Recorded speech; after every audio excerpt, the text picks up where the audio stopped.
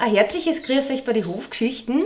Wir sind da heute am Ferienhof Turmkeller bei der Familie Edelbauer in Christkirchen und wir haben da schon die Gastgeber, die Manuela und in Sepp und in kleinen David. Und wir haben uns da gemütlich jetzt schon zusammengesetzt da in der Laube und jetzt darf ich euch die Frage stellen, wie seid ihr eigentlich zu Urlaub am Bauernhof gekommen, beziehungsweise auch, ihr habt ja Mostschenke dabei. Wie ist das entstanden, die Idee? Ja, also weil wir eigentlich so viel Obstbaum haben, durch das haben wir gesagt, passt das bei uns auch in der Region, dass wir da einen Moststand machen.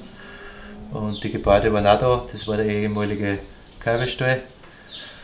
Und ja, bei der Ferienwohnung ist dasselbe, da haben wir der Drahtboden ist leer gestanden, weil wir Drahtsillas gemacht haben. Haben wir gesagt, was machen wir da?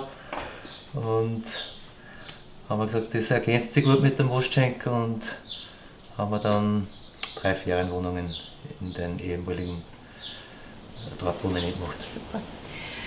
Manuela, wie oft habt ihr da offen bei der Mostschenke? Kann man da kommen, wann man will, oder habt ihr bestimmte Tage, wo ihr offen habt? Ja, wir haben von April bis September haben wir Freitag und Samstag jede Woche und jeden ersten Sonntag im Monat und sonst halt für Gruppen jederzeit auf Vormeldung. Manuela, es erzeugt ja auch ganz viele Produkte selber, die was es in der Mostschenke dann zum Genießen gibt. Was habt ihr denn da alles für die Gäste zum Probieren? Ja, wir bieten halt typisch bäuerliche Jausen an, wie Käsebrot, Speckbrot, Spezialbrot, Brilljausen und Bauernkropfen, Rosinnenwitzel. Und für Gruppen machen wir auch Brauländere. Also mit Blunzen, Ripperl, Erdäpfelservietten, Knödelstückekraut.